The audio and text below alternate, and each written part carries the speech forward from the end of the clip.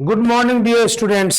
तो आज का जो टॉपिक है वो इंग्लिश ग्रामर का सबसे महत्वपूर्ण टॉपिक जिसको कह सकते हैं वो है, और वो टॉपिक है प्रीपोजिशन। सभी बच्चों को बहुत भार लगता है, डिफिकल्ट लगता है।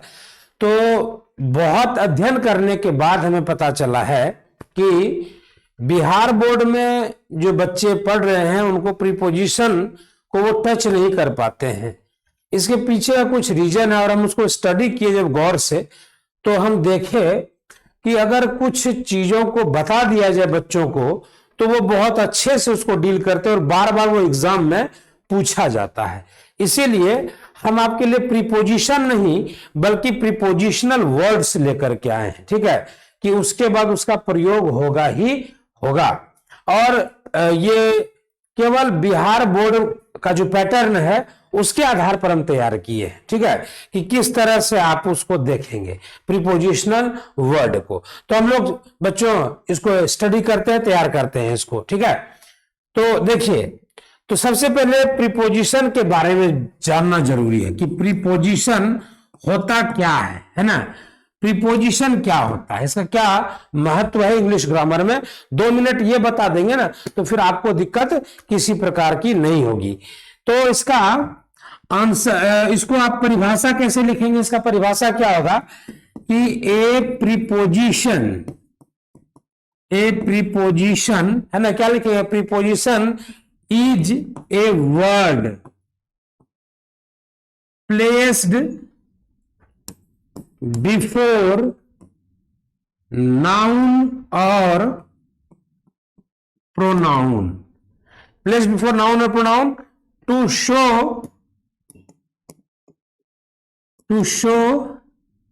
its relation with other parts of sentence। मतलब यही समझ लीजिए कि प्रीपोजिशन अगर नहीं रहे तो आप वाक्य को दिशा नहीं दिखा पाएंगे। अब दिशा नहीं दिखा पाएंगे का मतलब क्या हो गया, तो एक एग्जांपल लेते हैं, एग्जांपल से समझिएगा। अच्छा, पहले परिभाषा आप समझे। परिभाषा में क्या लिखा है कि प्रीपोजिशन जो है वैसा शब्द है जो प्लेस किया जाता, रखा जाता है, लगाया जाता है नाउन या प्रोनाउन के पहले। क्या इससे क्या पता चलता है, तो ये रिलेशनशिप शो करता है, संबंध दर्शाता है ना, वाक्य के शेष हिस्सों के साथ। अब जैसे हम एक एग्जांपल लेते हैं कि the cat is the table. अच्छा, क्या ये आपको वाक्य कैसा लग रहा है, सही है? The cat is the table, वाक्य सही है? नहीं, हम बिल्ली के पोजीशन को बताने के लिए, एक बिल्ली टेबल पर है, टेबल के नीचे है ना, उसको बताने के लिए हम लोग प्रीपोजिशन का यूज करेंगे। तो द कैट इज, अब अगर यहां पर हम देते हैं ऑन तब ये सही होगा, द कैट इज, है ना, द कैट इज ऑन, और द टेबल तब ये जाकर के करेक्ट होगा। The cat is on the table, है ना। कैट कहां है, तो टेबल पर है ना, कैट टेबल पर है। जैसे देखिए हम एक एग्जांपल लेते हैं, जैसे ये बुक है ना, ये बुक आप देख रहे हैं। अब प्रीपोजिशन हमको क्या बताएगा, ये स्थान दिखाता है, दिशा दिखाता है, ये समय बताता है ना। तो ये पेन रखा हुआ है इस पर, ठीक, तो the pen is on the book, और इस पेन को हम यहां ले आए तो the pen is under the book, है ना। तो ये क्या बताने का काम किया, ये दिशा बताने का काम किया, जगह स्थान बताने का काम किया। जैसे एक एग्जांपल लेंगे कि जैसे एग्जांपल लेंगे कि आई एम कमिंग, इसमें हम दोनों चीज का यूज करते हैं, फ्रॉम का भी और टू का भी, है ना। टू यहां दे देते हैं क्या, भागलपुर, है ना, भागलपुर। तो आई एम कमिंग फ्रॉम भागलपुर, तो इसका मतलब कि हम भागलपुर में पहले से ही हैं और वहां से कहीं पर आ रहे हैं, है ना। और I am coming to Bhagalpur, कि हम किसी दूसरे जगह हैं और भागलपुर आ रहे हैं। ठीक है, तो प्रीपोजिशन ये फ्रॉम और टू ये बताया हम लोगों को कि कंडीशन क्या है, सिचुएशन क्या है ना। जैसे मेरे पिताजी ठीक 8 बजे आएंगे, तो क्या my father will come.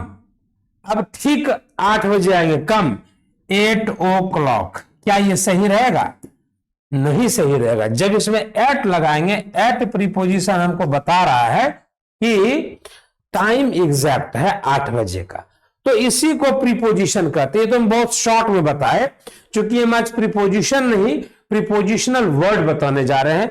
Study किए हैं क्वेश्चन बैंक का, तो क्वेश्चन बैंक में हमने जो स्टडी किया अलग अलग साल का क्वेश्चन, तो हमने देखा कि प्रीपोजिशन से जो क्वेश्चन आया है वो एक्चुअली कुछ फिक्स्ड प्रीपोजिशन है जिसके साथ उसी का यूज करना होता है, तो हम उसकी ओर आपको ले चलते हैं। ठीक है, फिर प्रीपोजिशन भी पूरा डिटेल में पढ़ाएंगे, लेकिन चूंकि एग्जाम का टाइम है इसीलिए हम चाहते हैं कि कम समय में आप ज्यादा चीज पढ़ें, ज्यादा नंबर लाएं।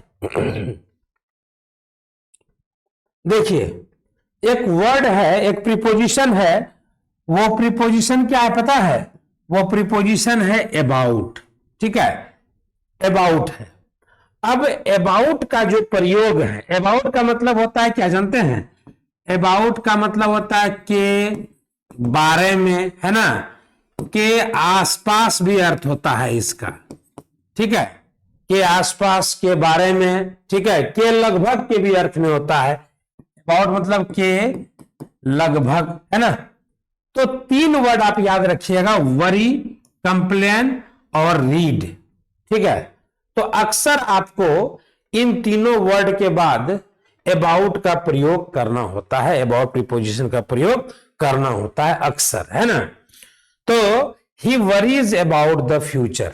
ठीक, वह किसकी चिंता करता है? तो फ्यूचर की चिंता करता है। वरी मतलब होता है चिंता करना, वरी का मतलब चिंता करना। ठीक है, वह भविष्य की चिंता करता है, तो वरीज के बाद लगा देंगे यहां पर हम लोग अबाउट। देखे हैं आप भी क्वेश्चन बैंक जब पलटिएगा तो आपको मिलेगा ये सब। ठीक है, कंप्लेन भी अगर आपको मिले, ठीक है, तो कंप्लेन के साथ भी अक्सर हम लोग अबाउट का यूज करते हैं। She complained about the homework, उसने होमवर्क के बारे में कंप्लेन किया, शिकायत की, तो कंप्लेन के बाद भी हम अबाउट का यूज करते हैं बच्चों।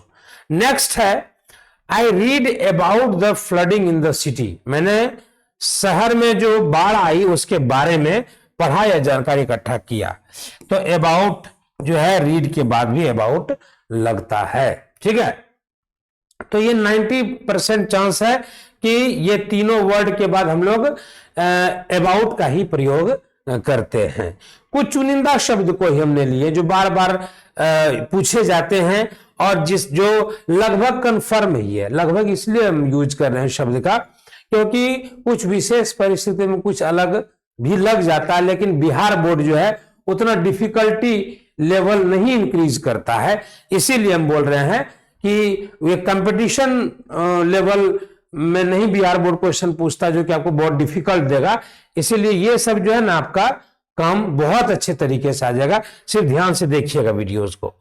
फिर है एट, तो एट जो है, एट का मतलब में भी होता है और पर भी होता है। ठीक है, तो ये 3 शब्द है, अराइव, दूसरा है स्माइल, तीसरा है लुक। ठीक है, अराइव मतलब आना, आगमन के अर्थ में। ठीक है, तो आगमन के अर्थ में अराइव के बाद एट का प्रयोग हो जाएगा। अराइव मतलब आगमन हो गया।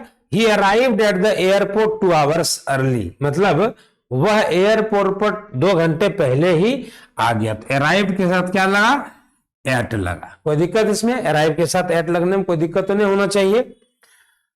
दूसरा नंबर में children smiled at her, smiled के बाद क्या लगा?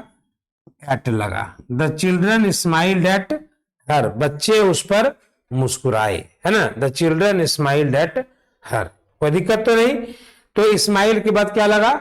एट लगा, ये भी दूसरी बात है। तो तीसरा है she looked at him. Look at का मतलब होता है देखना, हालांकि लुक के साथ बहुत सारा प्रीपोजिशन का यूज होता है, उसका मीनिंग भी चेंज हो जाता है, ठीक है। अभी आपको हम वो बोल के उलझाएंगे नहीं, है ना, लेकिन इस अर्थ में बिहार बोर्ड लेवल में आपका ये क्वेश्चन पूछेगा, शी लुक्ड एट हिम।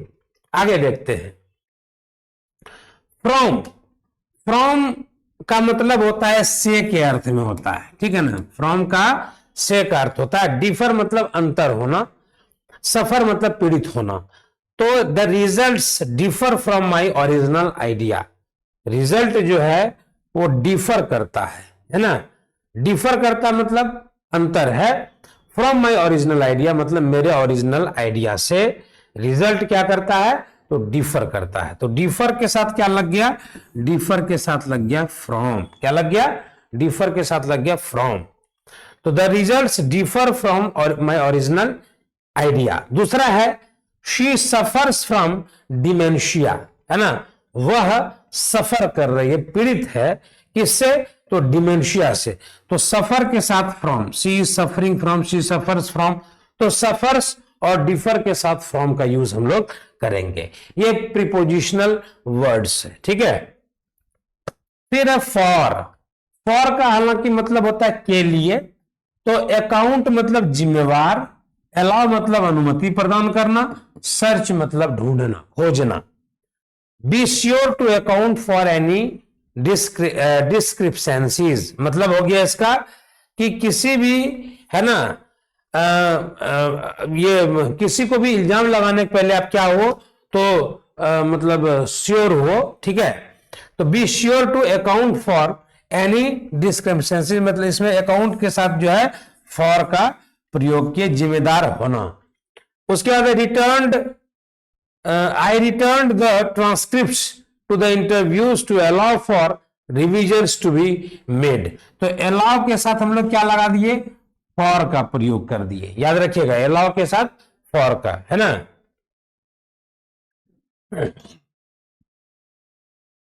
फिर they are searching for the missing dog. तो सर्चिंग के साथ हम लोग for का प्रयोग कर दिए, they are searching for the missing dog. Next देखते हैं, इन अकर है, रिजल्ट है, सक्सीड है। The same problem occurred in 3 out of 4 cases, है ना। तो अकर्ड के साथ हम लोग इन का प्रयोग करेंगे। अकर का मतलब होता है होना, अकर का मतलब होना। The same problem occurred in 3 out of 4 cases, 4 में से 3 केसेस में सेम प्रॉब्लम हुआ, तो अकर्ड के साथ इन। और याद रखिएगा इंटरेस्टेड भी एक वर्ड है, उसके साथ भी इनका ही प्रयोग करते हैं, है ना।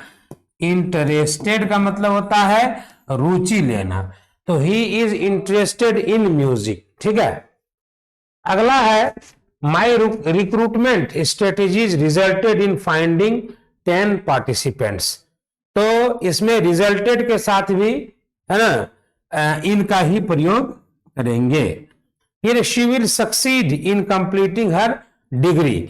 तो कंप्लीटिंग हर, तो सक्सीड के साथ भी जो हम लोग इनका प्रयोग करेंगे, और इंटरेस्टेड के साथ भी इनका, जैसे I am interested in music, है ना, यहां पर। हालांकि बहुत सारे ऐसे वर्ड हैं, फिक्स्ड प्रीपोजिशन है, वो भी बताएंगे। अभी शुरुआत किए हैं, अभी इसको लेकर के हम लोग चलेंगे लगातार। आगे देखिए, अप्रूव, कंसिस्ट और स्मेल के साथ ऑफ का प्रयोग अक्सर करते हैं। अप्रूव के साथ ऑफ का, अप्रूव मतलब क्या करना, तो अप्रूव करना। अप्रूव करना मतलब समझ रहे ना, कि किसी चीज को किसी चीज के लिए अनुमति देना। तो I approve of the idea, मैं इस आइडिया को अप्रूव करता हूं, ठीक है, सहमति देता हूं। The recipe consist of, consist के साथ भी ऑफ का ही यूज होता है। 3 बेसिक इंग्रेडिएंट्स मतलब ये रेसिपी में 3 मुख्य इंग्रेडिएंट्स हैं, पदार्थ हैं, मटेरियल हैं। The basement smells of mildew, है ना, ये बेसमेंट थोड़ा बदबू मार रहा है, स्मेल के बाद जो है ऑफ का प्रयोग करेंगे। आगे देखते हैं बच्चों, ऑन तो कंसंट्रेट, डिपेंड और इंसिस्ट तीनों पर ही हम लोग ऑन का प्रयोग करेंगे। He is concentrating on his work, है ना, वह कंसंट्रेट कर रहा है किस पर, तो ऑन हिज वर्क, अपने काम पर कंसंट्रेट कर रहा है। तो कंसंट्रेट मतलब ध्यान देना। डिपेंड पर भी, डिपेंड में भी हम लोग ऑन का यूज करते हैं, और इंसिस्ट के साथ में हम लोग ऑन का यूज करते हैं। हालांकि ऑन का बहुत सारा यूज है, लेकिन आपके एग्जाम में जो बार बार रिपीट किया गया, पूछा गया है, वो हमने स्टडी किया, उसको हम लोग यहां पर लाए। ठीक है। टू के साथ जो है बिलोंग का, कंट्रीब्यूट, लीड, रेफर, है ना, इन सब का यूज होता है। जैसे bears belong to the family of mammals, bears जो है भालू, वो संबंधित है, बिलोंग टू मतलब संबंधित है किस फैमिली से, तो मैमल फैमिली से, स्तनपाई।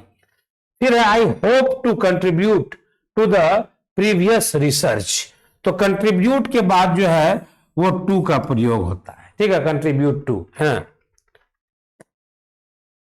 माई results will lead to future research on the topic, तो लीड के साथ भी जो है टू का प्रयोग करना बच्चों। My result will lead to future research, मतलब मेरा रिजल्ट जो है वो आगे बढ़ाएगा फ्यूचर रिसर्च को, मतलब रिसर्च में कोई टॉपिक है उसको आगे बढ़ाने में मदद करेगा हम जो मेरा जो रिजल्ट है। फिर please refer to my previous explanation, तो रेफर के साथ भी जो है टू का प्रयोग करते हैं। ठीक है बच्चों, रेफर टू है, he was referred to doctor, वह डॉक्टर के पास उसको रेफर किया गया, है ना। विथ एग्री के साथ जो है, एग्री और डिसएग्री के साथ विथ का यूज होता है। आई एग्री विथ यू, मैं आपसे सहमत हूं, है ना। आर्ग्यू मतलब बहस करना, शी आर्ग्यूड विथ हिम, उसने उनसे बहस किया। और डील मतलब डील करना, है ना, they will deal with the situation, deal के साथ इन का भी प्रयोग होता है बहुत बार। ठीक है ना, जैसे डील का प्रयोग और कैसे कर सकते हैं, he deals in business, he deals in business with mister Sinha, है ना। आगे देखते हैं, चलिए। तो ये बच्चों, ये कुछ ऐसे क्वेश्चंस थे प्रीपोजिशन के जो बार बार आपके एग्जामिनेशंस में पूछे जाते हैं। ठीक है, तो वो उन क्वेश्चंस का है, आप इसको देखिए, बार बार देखिए, और फिर हम न्यू वीडियो लेकर के आ रहे हैं। कुछ इंपॉर्टेंट प्रीपोजिशंस भी आपको हम बता देंगे ताकि आपके लिए बहुत ही लाभप्रद हो। जय हिंद, जय भारत।